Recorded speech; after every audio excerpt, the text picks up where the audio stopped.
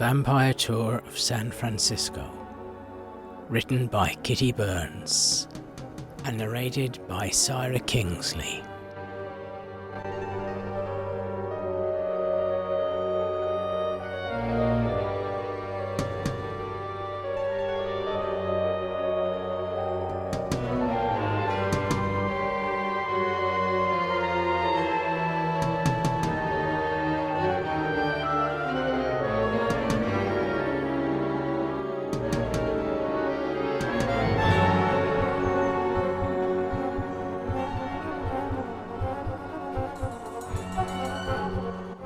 Stop 1.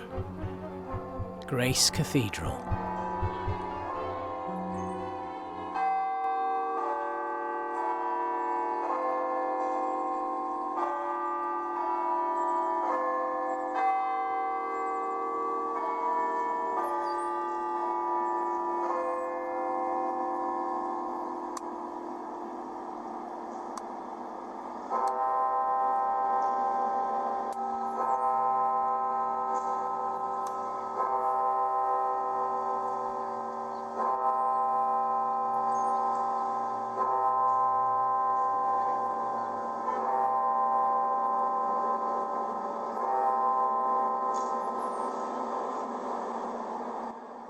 Good evening, everybody. My name is Mina Harker, and I'd like to thank you for coming to hear my story. Have any of you read the book Dracula by Bram Stoker? If so, you've read my diary, as it was written during the time that my husband Jonathan and I first met Vlad, or Count Dracula, back in London in 1897. Jonathan was his lawyer, and I was his victim. On the night that he embraced me, as he puts it, he tries to make it sound so romantic. Believe me, it's not. That was the night that my life came to an end, but not my existence. A few days after this happened, Abraham Van Helsing, a very dear man and brilliant doctor, attempted to save me from an existence of terror as an undead creature of the night by removing my heart. Unfortunately, his efforts were in vain. When the master wants you to serve him, nothing and nobody can stop it or prevent it. But I failed him miserably in my first few days as a servant. The problem was that before I was bitten and transformed, I was a vegetarian. And when I realized what he had done to me, I was furious. I refused to eat anything. I went on hunger strike. Well, defiance doesn't exactly go over very well with Count Dracula, as I'm sure you can imagine, and he force-fed me. He nourished me 3 times with his blood, creating a permanent bond between us, and he brought me by ship to San Francisco and settled me in the underground tunnels beneath Nob Hill, where the vampire community resides. When we first docked here in 1897, Count Dracula's ship was one of the few ships to come here at that time and actually leave. Most of the men that docked here back then wanted one thing, and that was gold. They literally hit the shore, abandoned ship, and never looked back. Those ships were taken over by anyone who wanted them. They were turned into hotels, brothels, restaurants, whatever. In fact, the first insane asylum in San Francisco was one of those ships. I love that. It just kind of fits, doesn't it? Because the ships were wooden, over time they started to corrode, and the city couldn't get them out, so they had no idea what to do with them. So they just covered them with land and built over them. Every once in a while, one of those ships is actually uncovered. It happened in 2005 in the marina, and in 2001, a man down in the financial district decided to tear down his building and rebuild it. When they removed the foundation, they uncovered the front half of a huge ship called the General Harrison. They even found part of a plate that had been used in the dining room. Unfortunately, they couldn't do anything about it because the second half of the ship was underneath the building next door. So, once again, more than 150 years later, this ship had to be covered up and built over. Then we decided to explore the city streets, and we found out that they too were filled with brothels, bars, and even opium dens and gambling joints. And people think vampirism is depraved. You should talk. I felt safer underground than I did above ground, and I stayed underground for many years.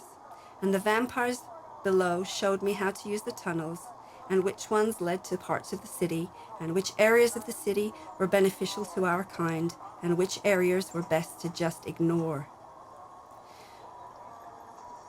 When I finally got up the nerve to come above ground and explore the city on my own, Grace Cathedral was the first place I felt welcome. Have any of you been in Grace Cathedral? Those of you who haven't, you have got to see the inside of this church. The architecture and art treasures alone are worth seeing. Speaking of the architecture, you can't tell this from outside of the church, but you can see it on the inside. Grace Cathedral is actually built in the shape of a cross, which is a sign of a Gothic style of cathedral. Does the outside look familiar, like something you may have seen somewhere else in the world? It was modeled after the Notre Dame Cathedral in Paris and is the third largest Episcopal cathedral in the country. Given its location, Grace was built to withstand an 8.3 earthquake. Let's hope that's never put to a test. They didn't have a Richter scale in 1906, but they estimate that that earthquake was 8.3, so Grace would have survived it. The Florence Baptistery, or Battisterio di San Giovanni, is one of the oldest buildings in Florence, Italy. Their doors are solid gold with exquisite biblical engravings. During World War II, they were afraid Hitler was going to steal the gold doors because he was known for stealing from places he was conquering. So they removed the gold doors and hid them underground. They had brass duplicates made of the doors and put them on the church for the rest of the war, just in case. Once the war was over, they replaced the brass duplicates with the original gold doors. Those are the brass doors. This wasn't the beginning of Grace Cathedral. This version wasn't built until 1934, so obviously this wasn't the first thing on that spot. What used to be there was the home of a man named Charles Crocker. His nephew started Crocker Bank. Charles was a member of a group called the Big Four. There's the Big Four restaurant in the Huntington Hotel across the street. These men made their fortunes by building the Intercontinental Railroad system in San Francisco in 1860. Charlie Crocker owned all of Taylor Street, but of course, when you're that wealthy, one block is not enough.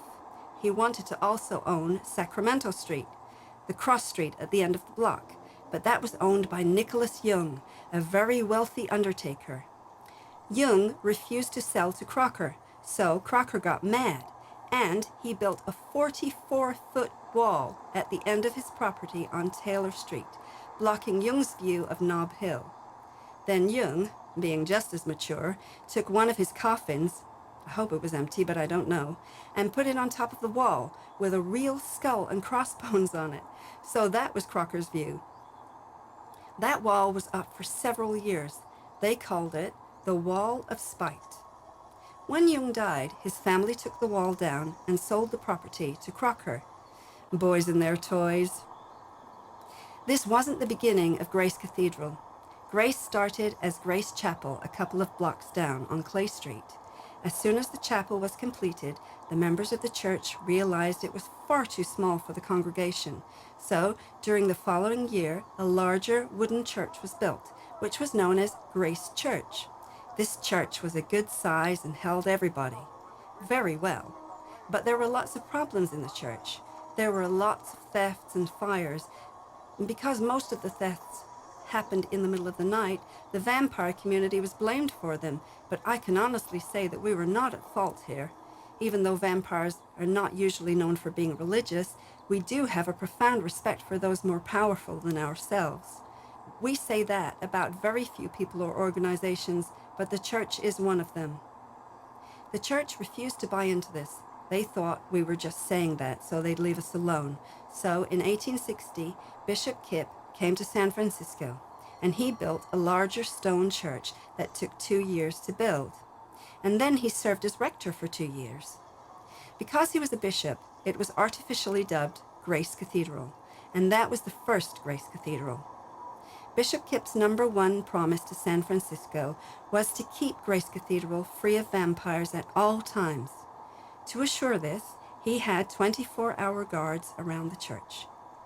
It's not an easy thing to do to keep us out of something, so Bishop Kipp had a horrible time with this, especially with the guard staff. There was a constant turnover in the staff. Some would come to work once and never come back. Some would leave in the middle of the night out of fear. Finally, after 2 years, he couldn't take it anymore, and he said, "You're on your own. I have to move on somewhere where I know I can do some good." When he left in 1864, they had a horrible time replacing him because nobody else wanted to live up to that promise either. There were a lot of temporary rectors at Grace Cathedral for a while. This topic became the subject of several satirical articles by a local newspaper columnist you may have heard of, Mark Twain. Mark started as a San Francisco newspaper reporter. He had a field day with the temporary rectors at Grace Cathedral, but they gave him lots of material. One was the Reverend Hannibal Goodwin, not to be confused with the other Hannibal you've heard so much about who brought vampirism to an all-time low. This Hannibal was not only a very religious man, but very creative as well.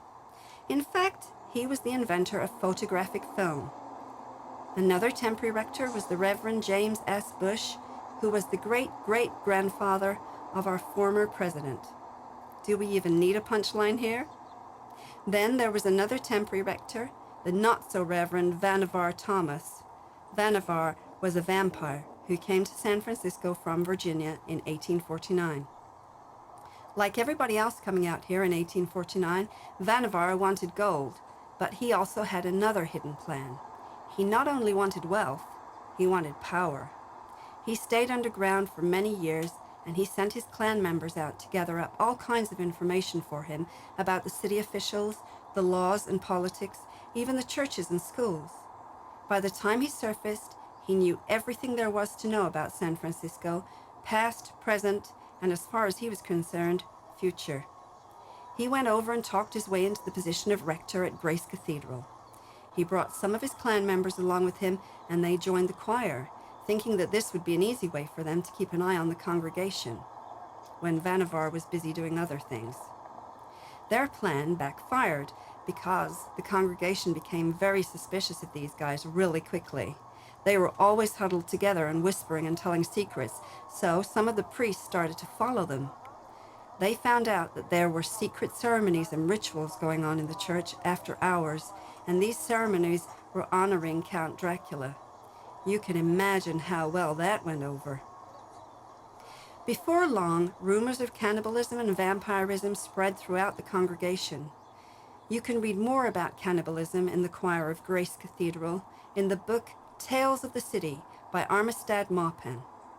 He wrote 5 volumes of Tales of the City, and he actually talks about this in the 2nd volume. When this was all discovered, Vannevar and his clan members were banished from Grace Cathedral forever, and they returned to the underground tunnels where they belonged. So Vannevar thought, okay, Grace Cathedral wasn't the right place to start. I'll start somewhere else.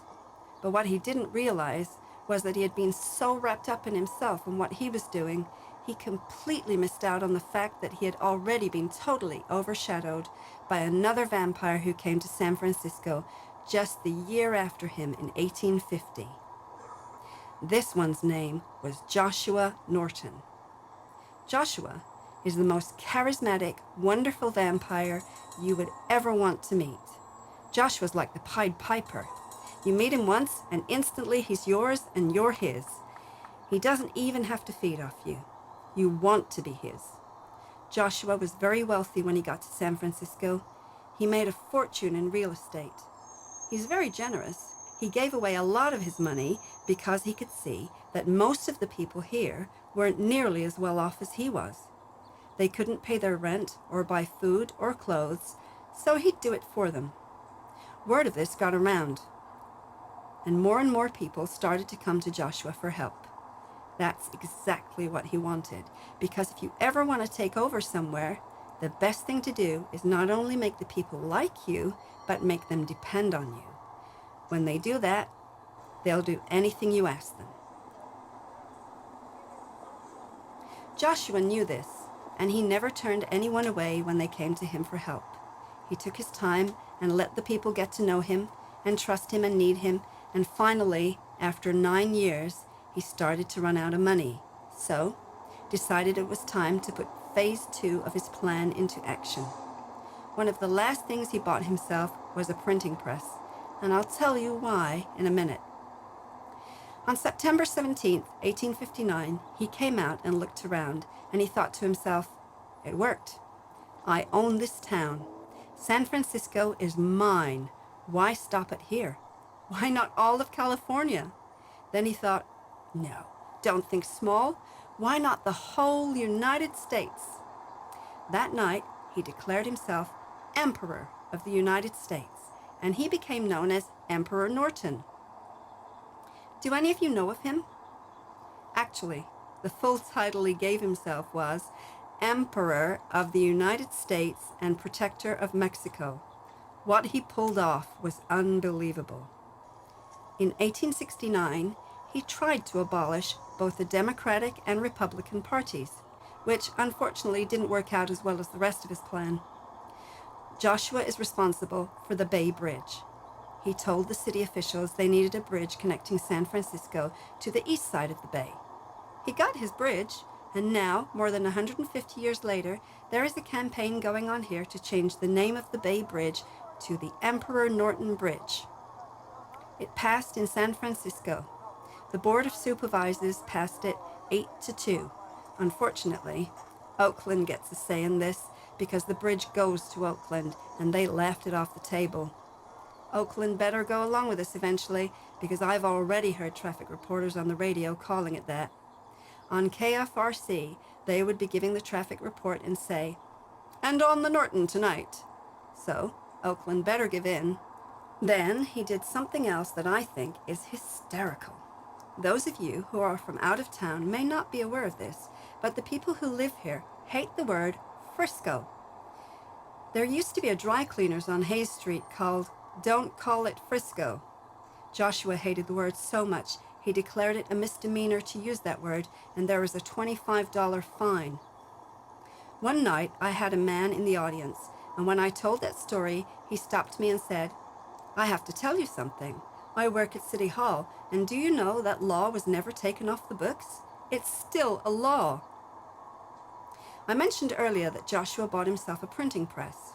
I'm not making this up, and I'll tell you how you can prove it to yourself later. He had these people so wrapped up and so into him, he printed his own money with his picture on it, and he was allowed to use it. That is the honest truth. He paid his rent with this money, bought food and clothes, whatever he wanted he paid for with money he was printing in his own living room. You can see a sample of his money at the Wells Fargo Museum on Market Street. They have it on display in the lobby.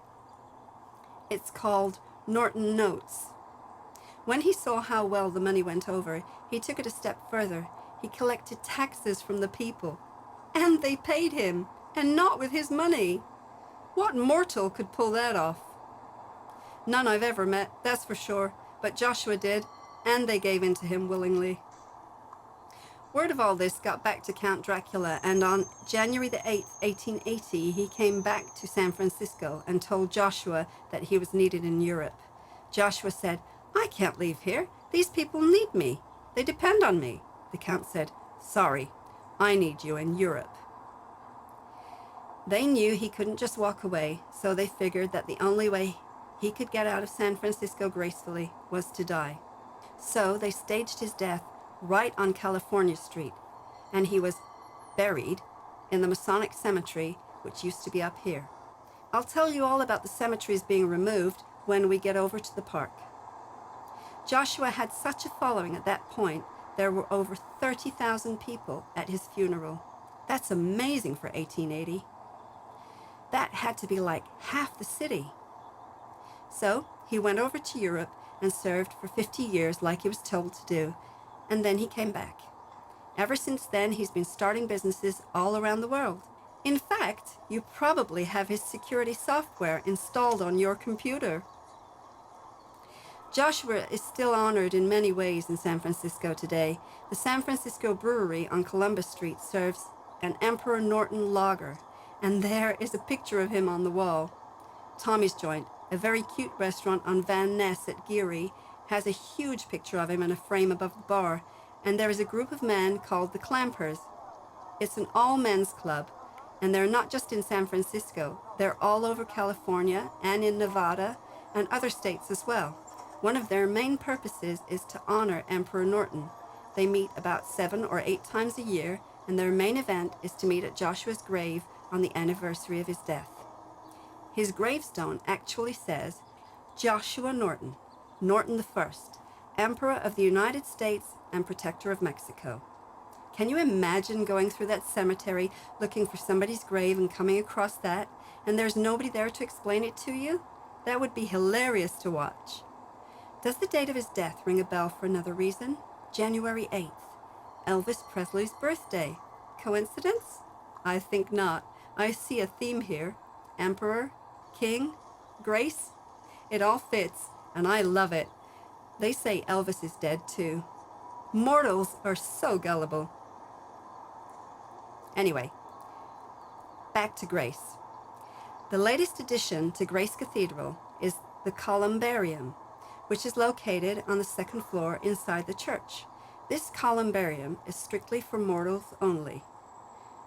The reason for that is because something some people don't know is that when a vampire is destroyed, if their ashes are all kept together in one container, like an urn you would find in a columbarium, or even their coffin, it doesn't matter how big the container is, as long as the ashes are all kept together, it will take a couple of centuries, but that vampire will rejuvenate. We don't exactly make a quiet entrance. We're not really known for our subtlety. So it would be pretty disruptive to have this happen in the middle of a wedding or some kind of service, so we're not welcome there anymore. That is how the custom of scattering the ashes got started. It started in ancient Egypt. The Egyptians thought that the pharaohs, not the ones being mummified, but the ones being cremated, they thought they were rejuvenating and coming back. They figured that it was because their ashes were all kept together in an urn, allowing the molecules to reconnect. But if the ashes were scattered all around the desert, there was no way they could reconnect and reform again. And then the pharaohs can't come back. That's how the custom actually got started. This is kind of good to know because it's still a very popular custom today, but I bet most people don't know why they're really doing it. To keep the person from coming back. It kind of adds a little bit of humor into a funeral when you know that, which I guess is a good thing at the time, but just don't laugh. Stop 2. Nob Hill Cafe. The Nob Hill Cafe has only been here for about 20 years, but the reason I bring people here is because of the history of what happened here. This is the site of the most brutal battle between mortals and vampires in U.S. history. In 1888, a vampire came to San Francisco from London, where his identity still remains a mystery, but he became known as Jack the Ripper. He had already made his way across Europe, terrorizing all the major cities of Europe, and by the time he finished his most infamous reign of terror in the Whitechapel area of London, he knew the police were catching up to him, and it was just a matter of time before they figured out who he was. So, not only did he have to leave the country, but the continent as well. And lucky us, he came here. His name is Choker Barnes. Choker settled himself underneath the Mary Hopkins mansion, which we'll be going to later. And his clan members stayed underneath the restaurant that they built for him here and helped him run. The name of the restaurant was Feeding After Dark. Unfortunately for the mortals, they didn't understand the true meaning in the title, and it became a very popular spot for them as well as vampires. Choker caught on to this, and he figured out an ingenious way for us to get our meals underneath the restaurant while the mortals were getting theirs up above. What he did was he created something that he hooked up into the bathroom. The bathroom is a very small room that only fits one person at a time. The bartender would watch for people who came in alone. He only did this to people who came in by themselves because when they didn't return to their table, no one would notice. When they went into the bathroom, the bartender would watch and wait. As the person was coming out of the bathroom, they would put their hand on the doorknob and start to turn it. This would trigger a mechanism behind the bar. The bartender would pull a lever and the floor beneath the person in the bathroom would open up and they would fall down into the tunnel below. And that's how we got our meals. This worked beautifully for several years until one night in 1959. A couple was eating in the restaurant and they noticed a woman sitting at the table next to them. She was by herself and she was very upset. Eventually, this woman got up and went into the bathroom. Time went on and she didn't come back. The wife told her husband that she was going to go into the restroom and check on the woman and see if she was all right. When she got to the restroom, there was nobody in there. She looked around for another door, but she couldn't find one. She came out and asked to speak to the manager. Choker came over and she told him, "A woman went into the bathroom about 10 minutes ago and she was very upset. We never saw her come out. So I just went to check on her to make sure she was okay, but there's nobody in there. I can't find her. Is there another door I'm missing?" Choker said, "No, there's just that one door. You and your husband must have been talking and missed her, that's all. It's easy to do, especially when you're eating. Don't worry about her. I'm sure she's fine. Just go back and finish your dinner." The woman returned to her table and told her husband what Choker had said. He said, "You and I were really worried about that woman, and we were watching for her. There is no way we both could have missed seeing her come out of that bathroom, and I know she didn't." He had friends on the police force, so when they left the restaurant, they went down to the police station and told the police what had happened. The police knew this couple, and they knew that they weren't the type to make up stories or play practical jokes. They knew that if these people said that there was something worth checking out, they should go down and check it out. They sent 2 plainclothes policemen to the restaurant. They sat at a table and ordered dinner. There was a man at the bar by himself, and after a while, the man went into the restroom. They waited and waited, and he didn't come back. One of the policemen went into the restroom to check it out and found no one in there. He looked around for another exit and couldn't find one. So he asked to talk to the manager, and Choker came over. He said, "Hey, this guy went into the bathroom about 10 minutes ago. He owes me money. He's been in there for a while, so I went in to get him, and he's not in there. If he leaves this restaurant without paying me, he's going to skip town, and I will never get my money back. Did you see where he went?" Choker said, "Hey, look, mister, I'm busy working. I'm not watching people going in and out of the bathroom. I don't know where the guy went. You and your friend over there just got talking and missed him." He had no idea he was lying to the police. The cop went back to his partner and told him what Choker had said. He said, "That's 2 people who have disappeared from this place tonight. We have to find out what's happening down here." They went back to the police station and told their sergeant what was happening. He put together a group of 30 men, and they came down and raided the place. They told everyone there to leave because the restaurant was closed for the night. When the people left, they started turning tables over, opened drawers, went to the bathroom and the kitchen. They looked everywhere and could not find a thing. The bartender started to get a little nervous, so he signaled the vampires below, and they came up, and that's when the battle started. 20 of those men were killed that night. The vampires were so mad about it. First of all, their restaurant being discovered, because secrecy is very important to the vampire community, and you guys are kind of on a need-to-know basis with us, and there's not a whole lot about us you need to know. So when you find things out on your own, we don't like that. They were also upset about their customers being told to leave, and about everything being inspected. One of them said, "You want to mess with us? We'll show you what happens when you mess with us." They had 5 stakes, and they took the bodies of the dead men and impaled the bodies on each stake and put them in the front window of the restaurant as a warning for everybody else to stay away. It worked. But one of the vampires made a very bad mistake. He let himself be seen going down into the tunnel behind the bar. When he saw this, the policeman blew his whistle and signaled for the other policemen to follow him, and they left the restaurant. The vampires figured they were leaving because they'd been defeated, but that wasn't it. They went back to the police station. They said, okay, obviously we were dealing with the vampire community here. Now we know what to do. They waited till daylight, when they knew the vampires would be resting. They put together another group of men and came back to the restaurant. This time they brought picks and shovels and axes with them. The policemen remembered where they had seen the tunnel behind the bar, and they went back there and they ripped the floor up and they found the tunnel. They went below and there were 50 coffins lined up, and each one of them had a vampire in it. Unfortunately, these guys knew the proper way to destroy a vampire. Which brings me to another thing I'd like to clear up. One of our favorite things to do is watch movies and TV shows about us. We love the way they all contradict each other. My favorite is still that little blonde girl we all know and love. Yes, Little Miss Buffy.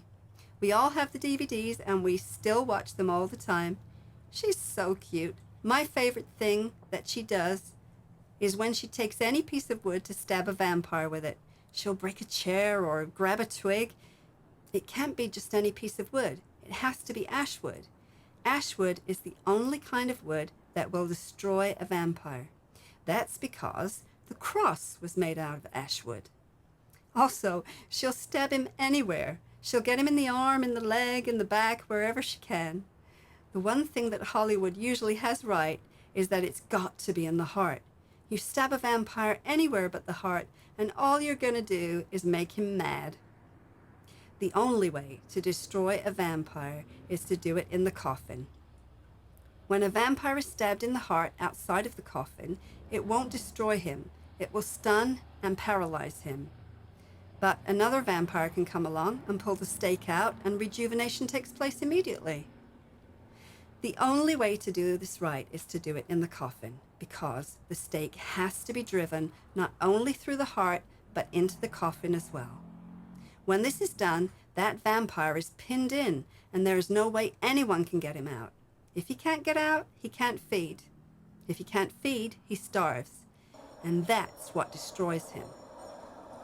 I know mortals can go maybe 4 or 5 days if you really have to go without food or water.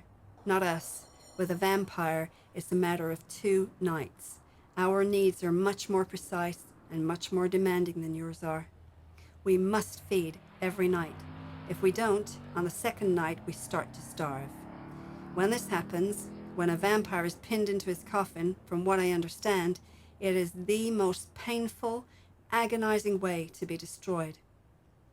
On the 2nd night, when the vampire starts to starve, this triggers the disintegration of the body. So these 2 things happen simultaneously. He has no choice but to lay there and feel every morsel of his skin and bones disintegrating piece by piece, and that is unbearably painful. Unfortunately, the police knew all this, and they did it right, and they destroyed all 50 of them. But what they didn't know was what I was telling you up at Grace Cathedral about the ashes. When they finished, they looked at them and said, "You know what? These things don't even deserve to be buried. Let's just leave them here." Big mistake.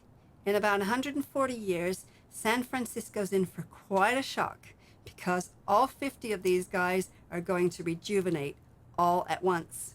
And boy, are they going to be mad. So, I hope you're not going to be around in 140 years. I didn't think I was going to be, so you never know. But at least when it happens, I'm on the right side, so I don't have anything to worry about. But you think earthquakes are bad. You ain't seen nothing yet. An earthquake is going to be a picnic compared to this. What's going to be fun for me is as the time gets closer, like when it's only about a year away, it's going to be a lot of fun to watch how many of the locals who take the tour and hear about this chicken out and move. These guys were so proud of themselves for doing this because it's extremely rare that mortals win over vampires. That's practically unheard of. So they decided to celebrate their little victory. they had a dinner party in the restaurant before they burned it to the ground. At this dinner, they served hors d'oeuvre that they called vampire's eyes, which were deviled eggs with slices of green olives or the red pimentos in them on top to look like a gross eye.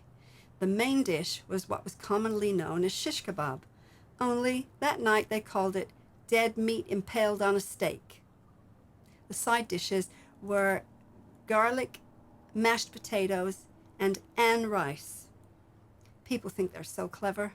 Oh, speaking of the garlic bit, no, it's a bulb.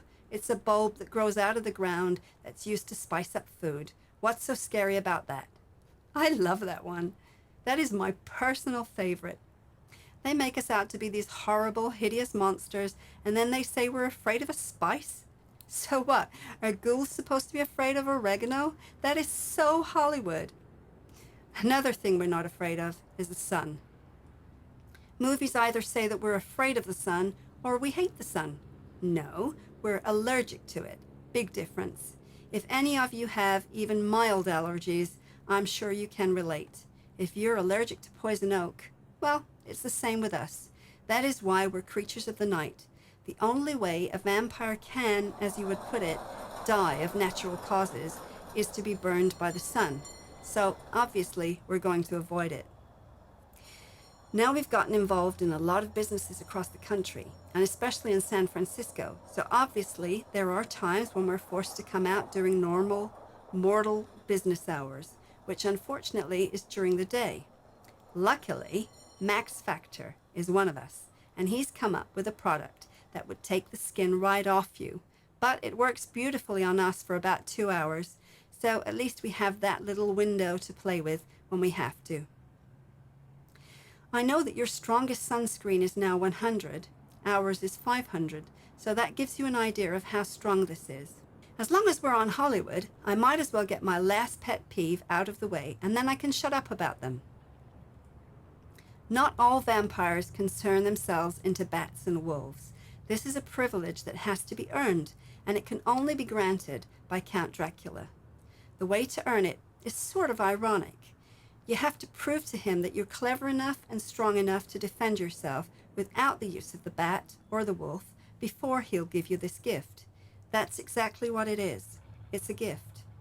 He normally only gives this gift to older, more mature vampires. Too many of the younger ones thought it was cool to turn themselves into a bat and buzz humans, and that's not what it's meant for. Also, the vampire has to have the knowledge and maturity to know not only when to use this gift and when not to, but also when to use the bat and when to use the wolf. They both provide different types of defense. The bat is normally used in a crowd because it's a lot easier to fly away from a large group than it is to walk through them. And the wolf is normally used in smaller group because, again, thanks to Hollywood, most people are afraid of wolves, which is so sad. Wolves are not monsters. A wolf is not going to look at you and think, lunch. They don't attack people and eat them. That is only in the movies. In fact, the Discovery Channel store has a great tape you can buy called Wolves at Our Door. It shows families that live in the wilderness who are sitting at a campfire eating dinner, and there are wolves sitting right there with them. They're petting them like they're pets, and they basically are. Anyway, speaking of dinner, we don't come here anymore. Too many bad memories. But I bring people here out of respect for those who were temporarily lost and will return. But you would love it here. Great Italian food. Lots of garlic. Stop 3. Huntington Park. Huntington Park is possibly the most valuable piece of property in all of San Francisco. It's impossible to say what actually is, but this is definitely in the running. It's only 1 3/4 acres, but look at what surrounds it. Pretty nice neighborhood. Before the park was here, this was the site of the home of Collis P. Huntington. He's another member of the Big Four. The Huntington Mansion took up this entire park. In fact, Robert Louis Stevenson used to call Nob Hill the Hill of Palaces.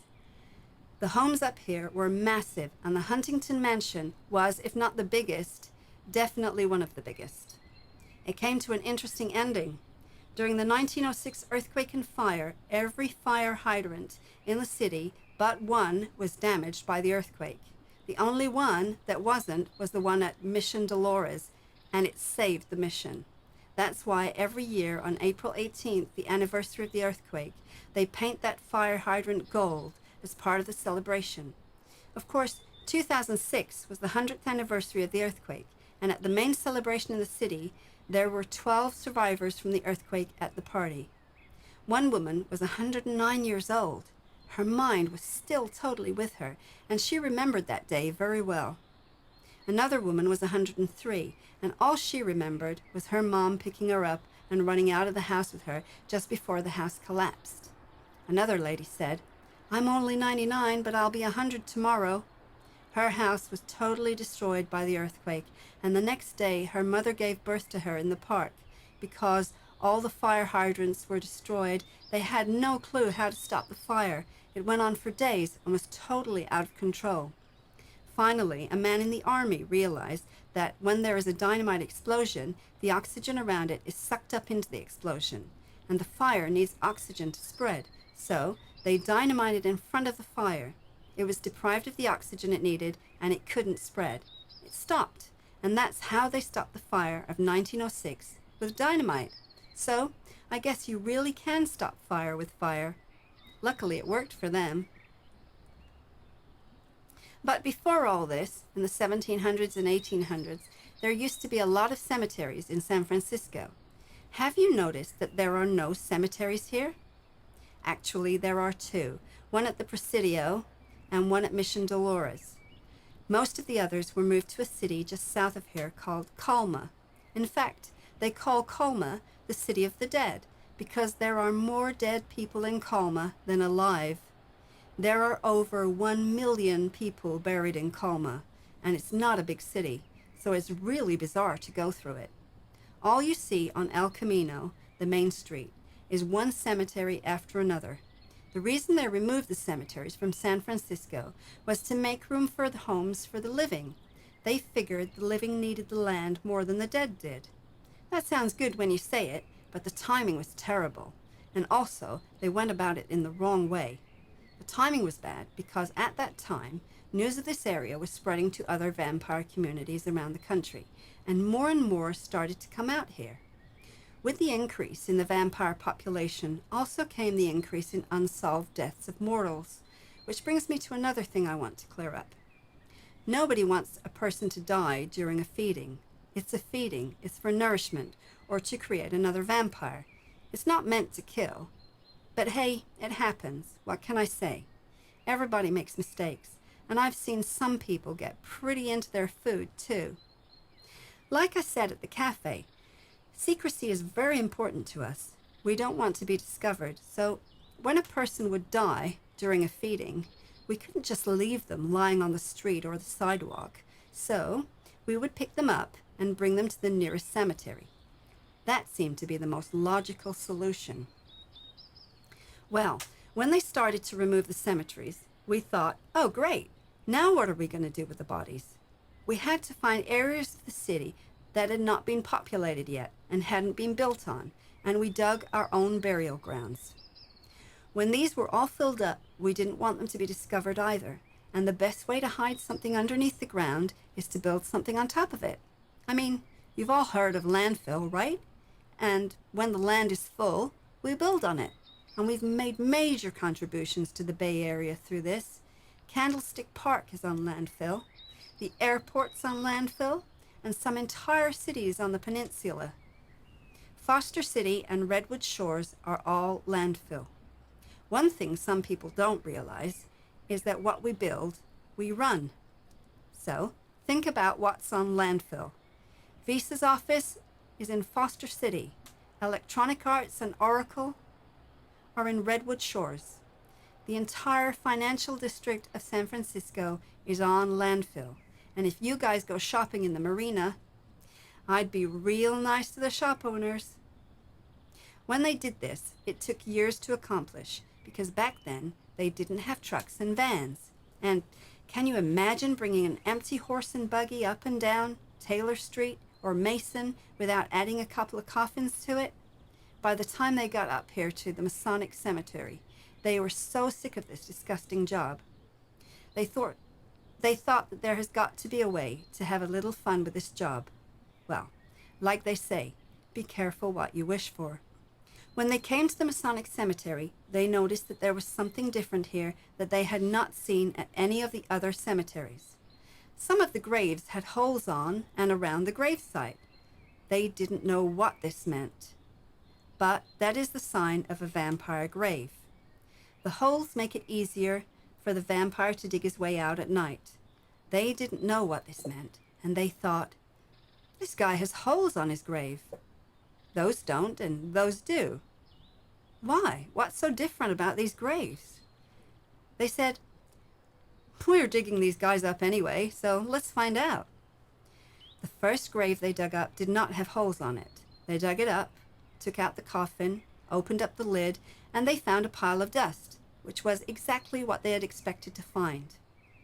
The second grave they dug up did have holes on it, so they dug it up, took up the coffin, opened the lid, and they found an undecomposed corpse with a red face. They panicked because they knew that these graves had been there for many years, and there's no way this guy shouldn't be dust by now.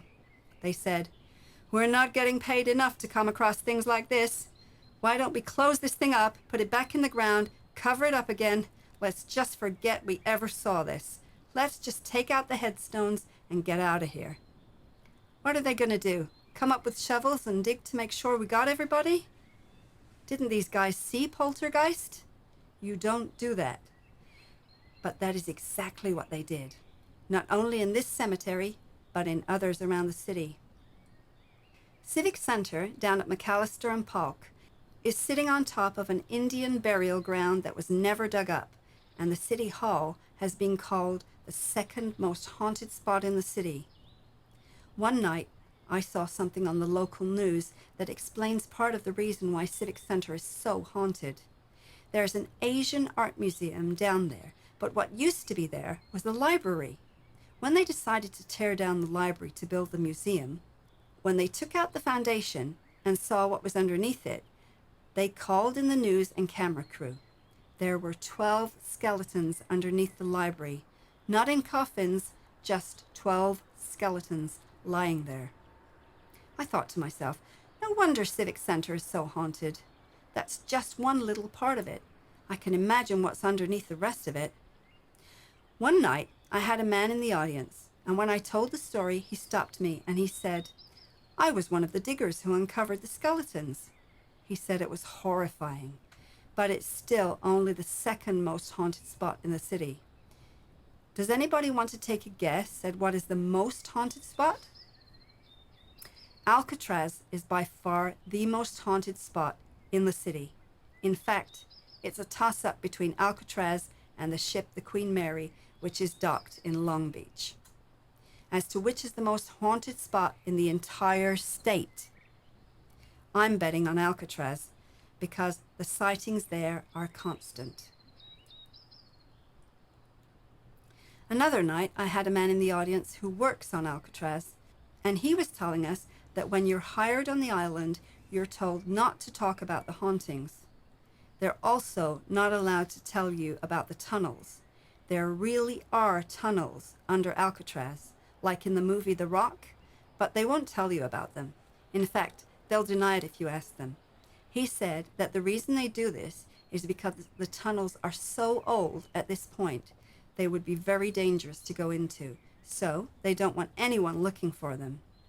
But the guy here was great. He said, but you know what?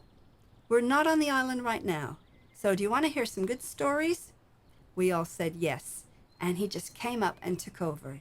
He said that 2 of the tunnels under Alcatraz lead from one part of the prison to another part.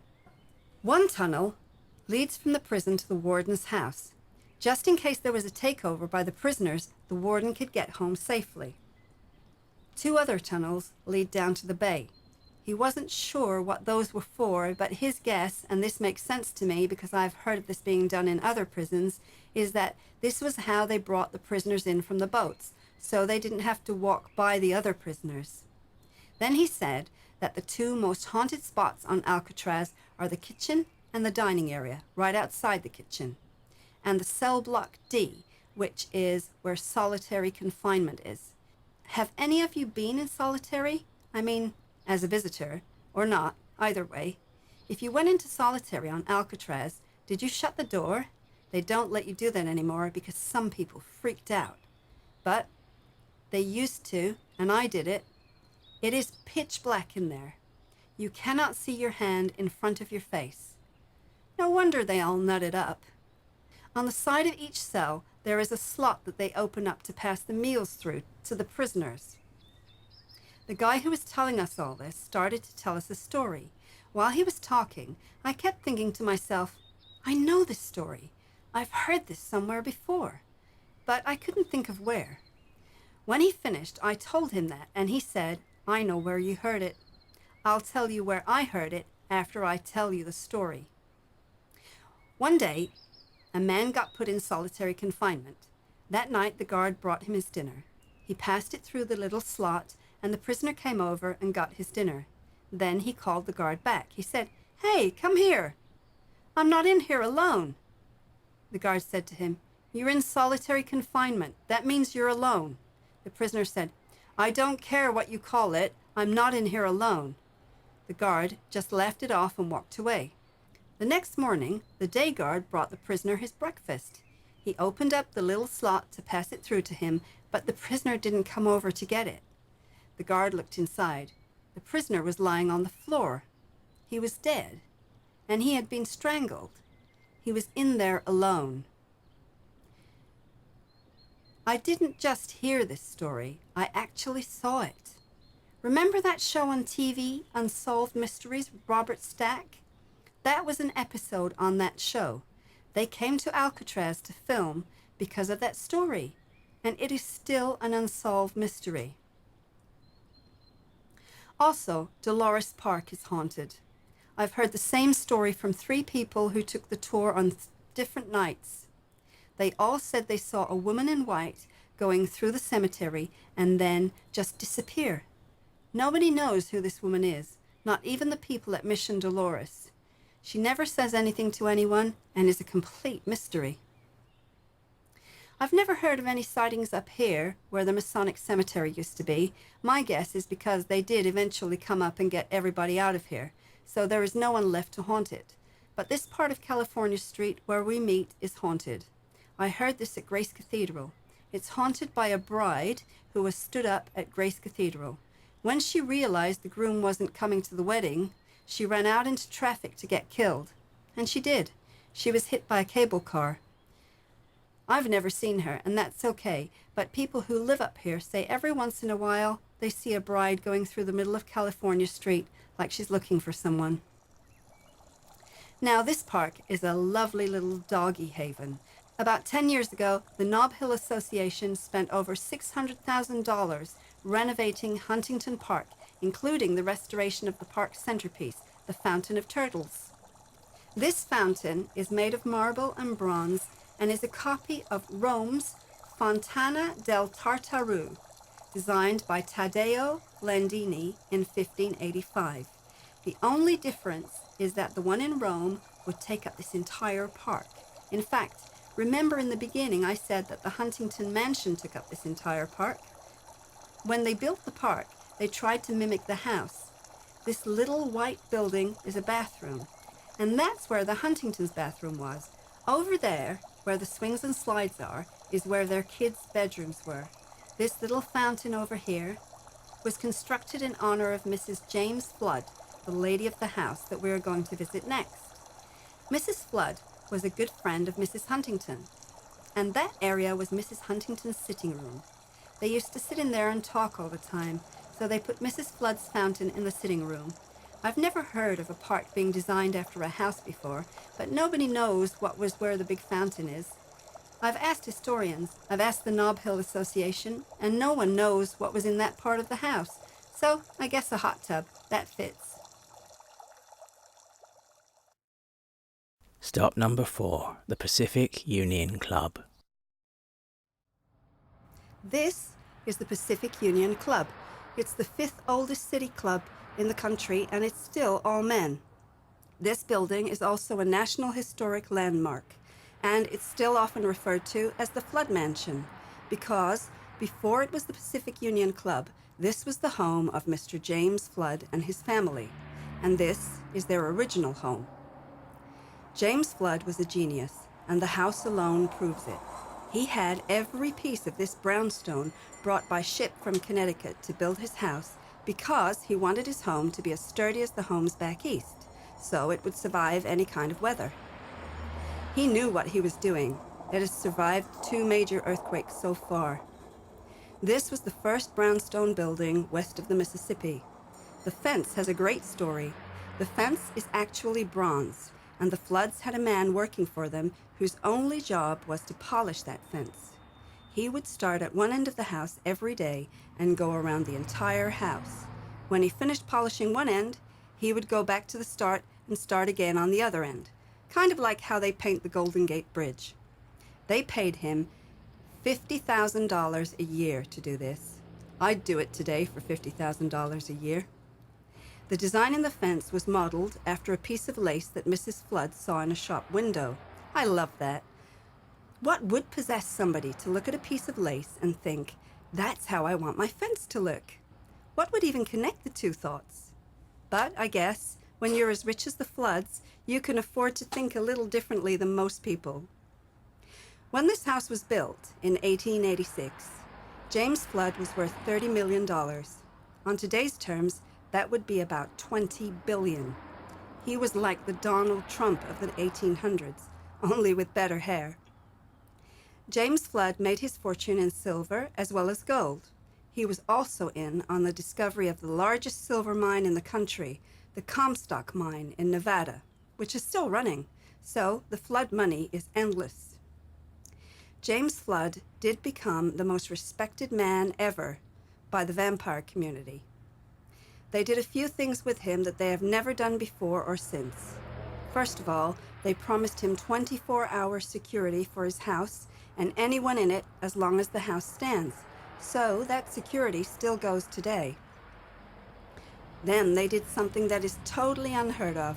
They asked him if he would become one of us. This isn't a club that you're invited to join. If the vampire community wants you, they take you. But James Flood, they asked, and he said no. He said, I came in immortal, I'm going out immortal. They honored that, and he was totally off limits as far as feeding goes. Then, they wanted to do something personal for him that would be just for James, so they built him his own private tunnel. The tunnels in San Francisco started in Chinatown. Those tunnels were built in the shape of a labyrinth.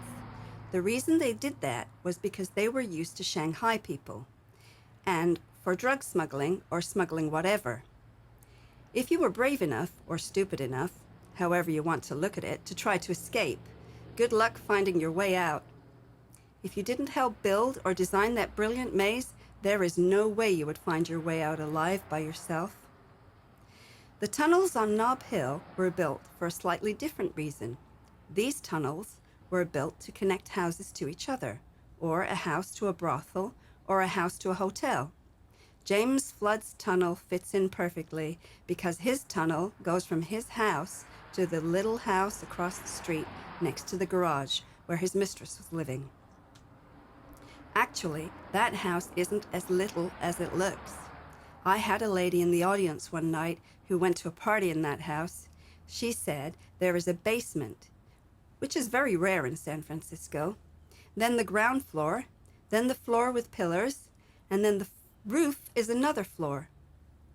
Also, the house goes as far back as the garage goes, so it's actually a huge house. It just looks small on the outside. She told us that during the party, the owner of the house brought everyone downstairs in the basement where the bar is. There was a big round silver thing on the wall, and someone asked the owner, "Is that your wall safe?" she said. "Nope, that is the entrance to the James Flood Tunnel." I've had 6 members of the Pacific Union Club take the tour on different nights, and 4 out of the 6 have seen the tunnel from this house. The middle part is destroyed because there is the cable car line going through California Street, and also earthquakes have done some damage to it. But I think it's so great to know that both entrances are still intact. The first member of the club to take the tour told us something. About 8 years ago, someone found a picture of one of the rooms as it was when the floods lived here. It was the billiard room. There were 2 pool tables and 1 billiard table. They took the picture up to Canada and had exact duplicates of the tables made. Then they brought them back and put them in the house, in that same room. They looked at the picture again and said, "We can see everything in this picture. Why don't we redo the whole room?"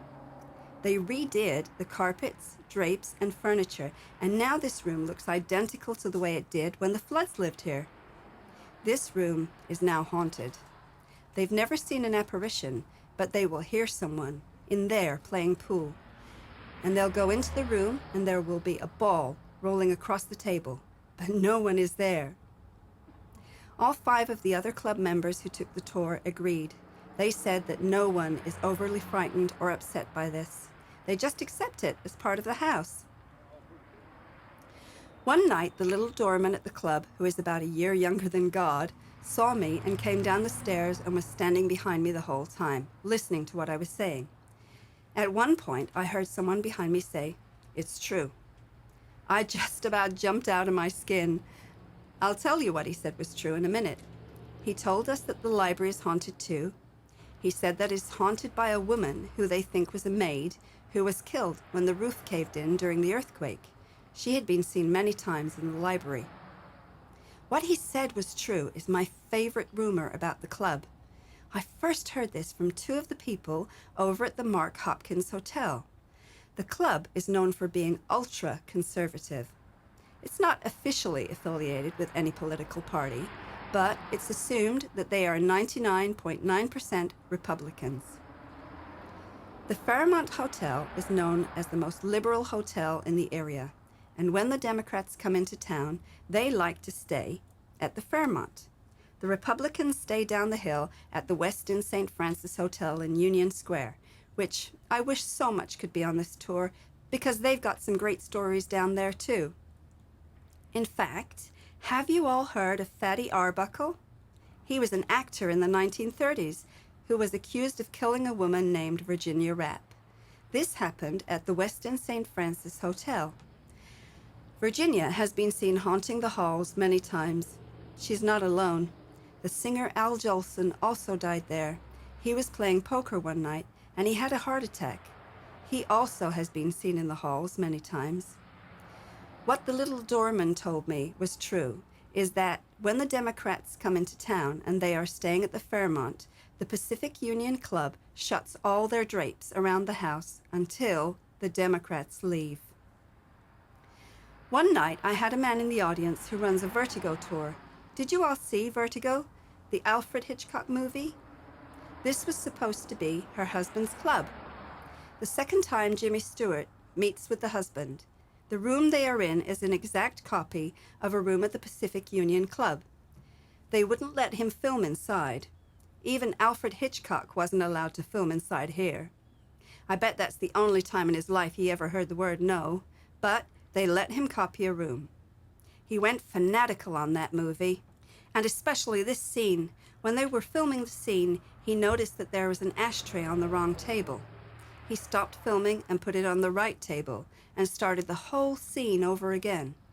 Then he went nuts on the whole movie. Everywhere you see in that movie, they are where they say they are, even the Mission, which is about 3 hours south of here. They went all the way down to that Mission to film. Then he wanted the streets to be right, so when they are driving somewhere, they are driving the exact way you would drive to get where they are going. So, Vertigo has become known as the most correct San Francisco movie. Stop number 5. The Fairmont Hotel. The Fairmont Hotel is one of the most famous hotels in the world, and has appeared in over 50 movies, including Vertigo and The Rock. I'm going to bring you inside in a minute, but first I want to tell you about the hotel. The guest list at the Fairmont is a virtual who's who in world history. They've had guests like Golda Meir, Prince Charles, Mick Jagger, you name it, they've stayed here. But the most remembered guests are the men who were shipped out of San Francisco during World War II. Each one was given a room on the 7th floor the night before they shipped out. That was the Fairmont's way of saying good luck. That floor is now totally haunted, and they say it's by those men. I stay at the Fairmont every New Year's Eve because I conduct a New Year's Eve's tour. And the first time I went to make my reservation, I went to the front desk and told the woman I was doing a New Year's Eve tour and I wanted to spend the night there. I kept a perfectly straight face and didn't say anything about what I knew, and I told her that I wanted to stay on the 7th floor. Without skipping a beat, she said, "No, you don't." I said, "Is that floor really haunted?" She said, "Yes, it is, and you don't want to stay there." One night, I had a woman in the audience who was staying on the 6th floor. She stopped me when I told this story and said, "That might explain something that happened this morning." She said that the hotel manager called her and said they might have to move her to another room, possibly another floor. She asked him why, and he said because the 7th floor is leaking water. When this happens, if it doesn't stop, we have to move people. She told me just the fact that he said, "when this happens," let me know that this wasn't just a one-time thing. I said, "No, it's not. That's the most common occurrence, and they never find a reason for it. There's never a broken pipe or a leaky faucet, and it stops as suddenly as it starts." The tower has one haunted room on the 7th floor.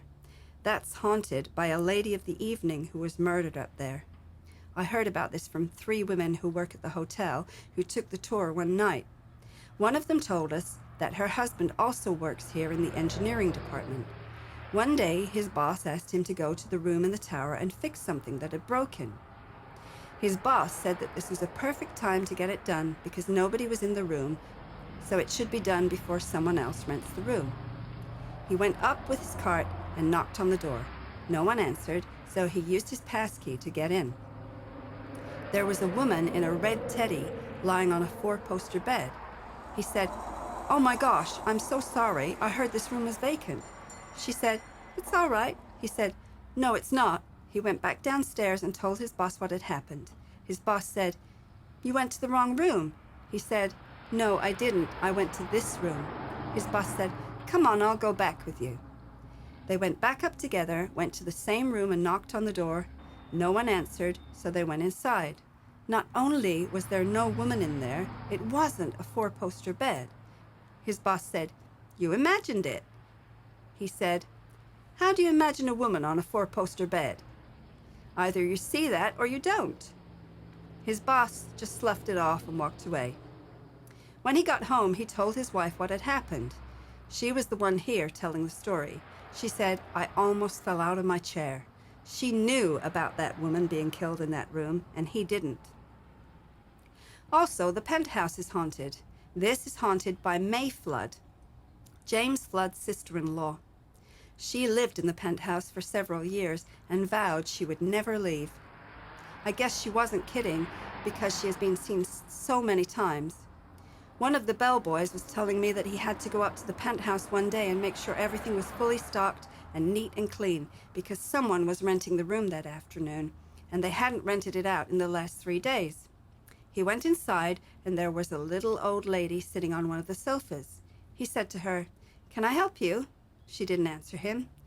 He went to the phone to call security, and when he turned around to say something to her, she was gone, and he never saw her again. They say that happens all the time in the penthouse. The penthouse is unbelievable. It's 6,000 square feet. It's the entire roof of the hotel. The entrance door is thick mahogany wood, and the entrance floor is black and white marble. There are 4 bathrooms in the penthouse. My favorite bathroom is one where all 4 walls are a mural of a map of the world from 1927. Also, every U.S. president since Taft has stayed in the penthouse and has sat and worked at the desk in the library, so it has been nicknamed the White House of the West. Did you all notice the flags on top of the hotel? Each flag represents the countries of the men who signed the UN Charter. They're up there because the UN Charter was signed here at the Fairmont Hotel. The library in the penthouse is a spectacular room. The ceiling is a replica of the constellations. When it is dark and the other lights in the room are off, it's an amazing sight. You'd swear you were outside. Well, not here, somewhere where you can actually see the stars. The walls of the library are covered with countless shelves which hold hundreds of books. If you didn't know this was there, you would never notice it. Halfway up the bookshelves is a door handle. You get to that door from the other side of the books. To get there, you have to come in through the roof, and to get there, you have to be helicoptered in. Anybody want to guess how much the penthouse costs a night? $15,500 a night. Believe it or not, they actually rent this room out on an average of 3 to 4 nights a week. Once, when it was only $12,000 a night, there was a wedding here. The rehearsal dinner was in the penthouse, and then the bride and groom got to spend their first 2 nights here. $36,000 just for the room. I don't care how rich you are, that's nuts. The manager also told me that some people or companies rent the room for a night for a party. They have their party and then just leave.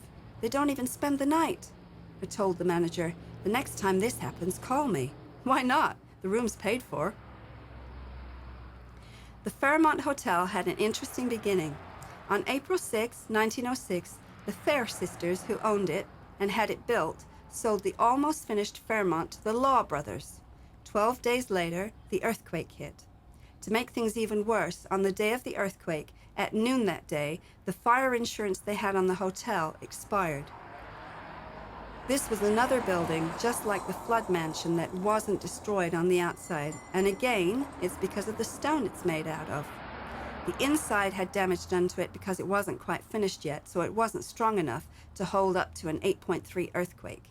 So the vampire community below the hotel came up and offered their assistance in restoring the lobby, which is where most of the damage was done. They weren't doing this totally out of the goodness of their hearts. They did have an ulterior motive. Given to the nature of an earthquake, of course, all the underground tunnels were damaged, and they needed materials to rebuild their tunnels. So they figured if they helped to restore the Fairmont, they could do a little work up here, pass a little down below, sort of a one for you, one for me kind of thing. 2 of the vampires who were helping to restore the lobby made a very bad mistake. Sometimes vampires forget their strength. A vampire has the strength of about 50 men, and when that's normal to you, it's easy to forget that that's not normal to everyone. One of the pillars in the lobby had fallen over, and they lifted it up and stood it upright again. They picked it up like it was a Lego.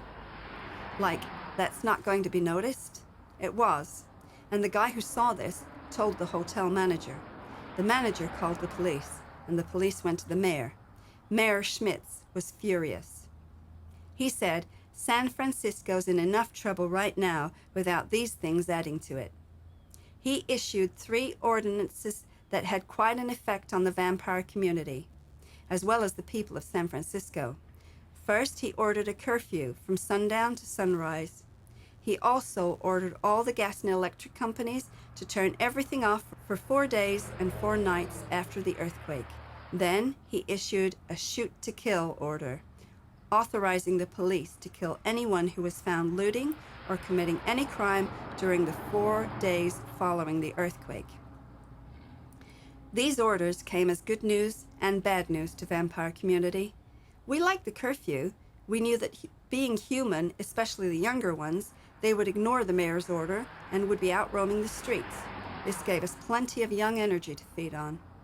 We also liked the lights out because we can see in the dark, but you can't. So this made things even easier than usual for us. We did not like the shoot-to-kill order. Of course, the bullets wouldn't kill us. They wouldn't even hurt us.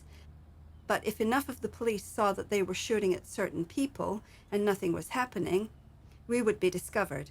And of course, we all know that can't happen. But the people of the city really suffered for that last ordinance. Vigilantes were still very common back then, and as usual, there were a lot more harm than good.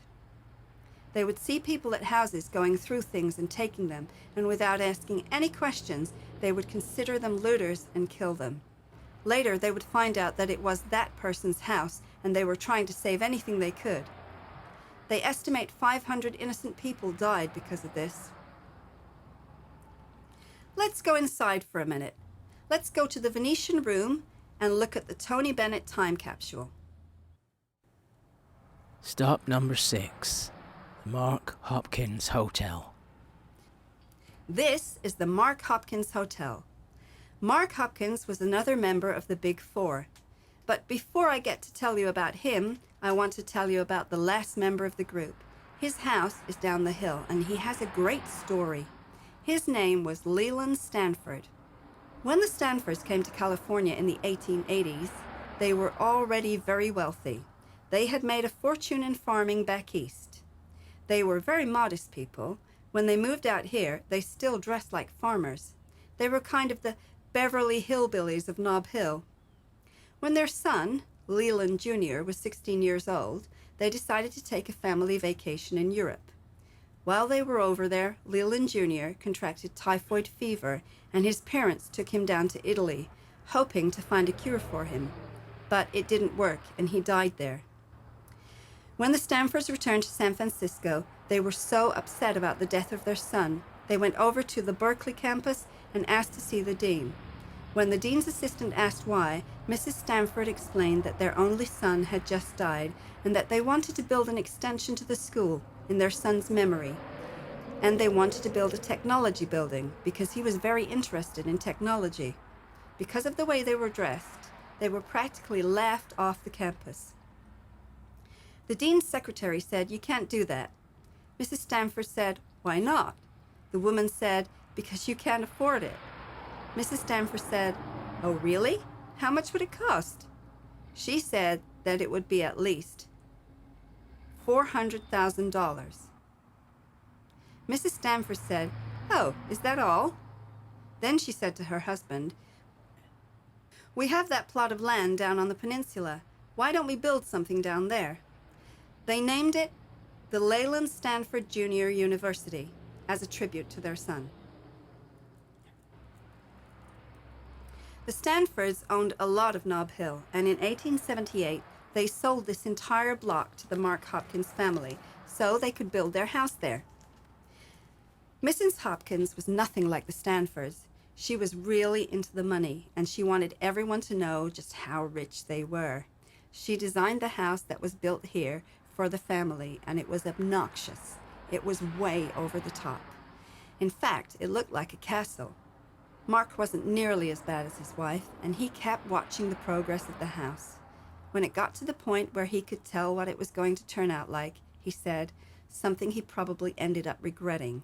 He looked at the house and said, "This is the ugliest house I have ever seen. I will never live in this house." He should have rephrased it. He died before the house was finished. I don't think that's what he had in mind, but at least he never had to live in the ugly house. So in an offbeat way, he got his wish.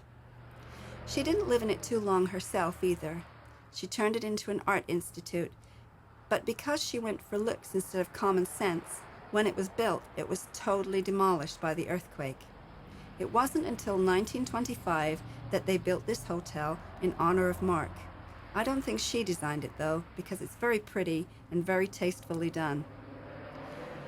For the first 9 years, the top floor was a private residence that was lived in by a friend of theirs who had made a fortune in copper.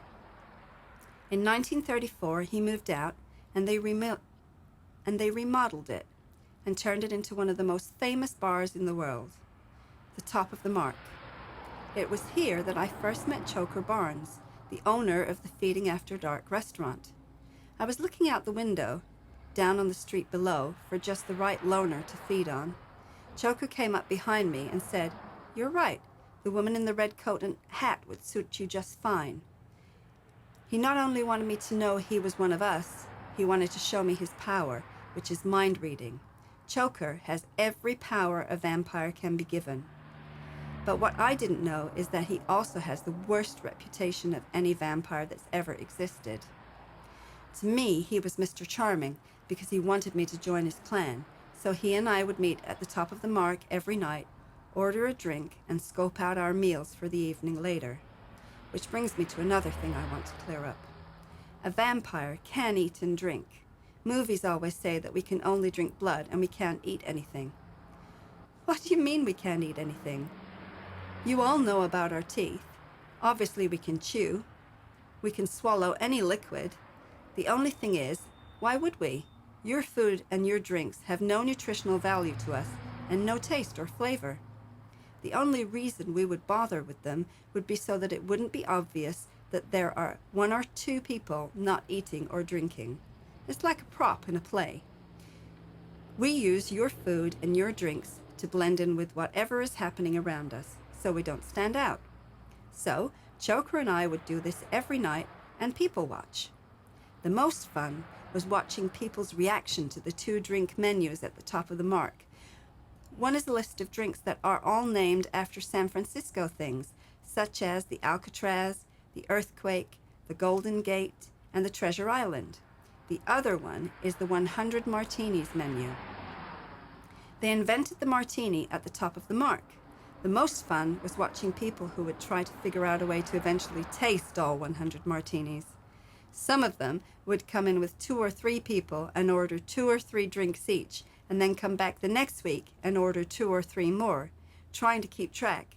After about the 5th or 6th week, they could never remember where they left off, so half the time they'd just start over. The funniest ones were the ones who came in groups of 20. They would push a table together and say, "Okay, everybody order 5 drinks. Just take a tiny sip and pass it down. Then we'll all have a sip of 100 martinis." No bar in the world is going to give you 5 martinis. That's just not going to happen. So the way these guys get around it is kind of fun. They say, "We don't want you to get confused and forget which ones you've already ordered and tasted.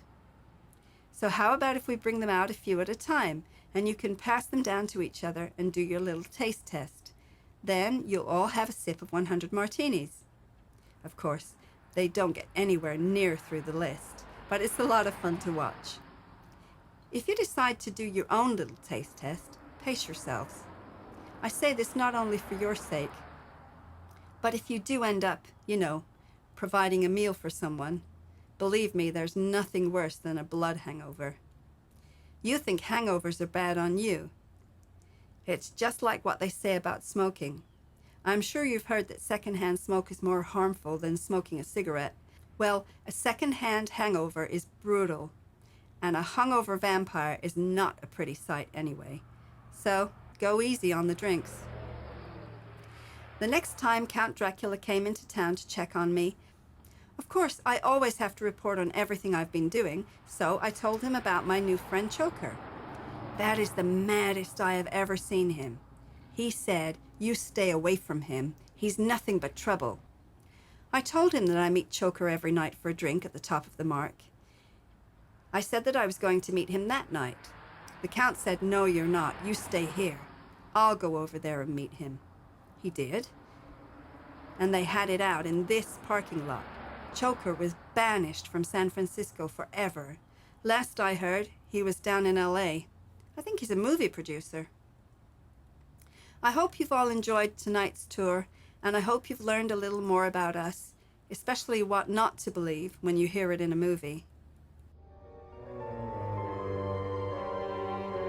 You have been listening to The Vampire Tour of San Francisco, narrated by Syra Kingsley, written by Kitty Burns, and directed by Rob Chantler. This has been a Free Theatre Company production.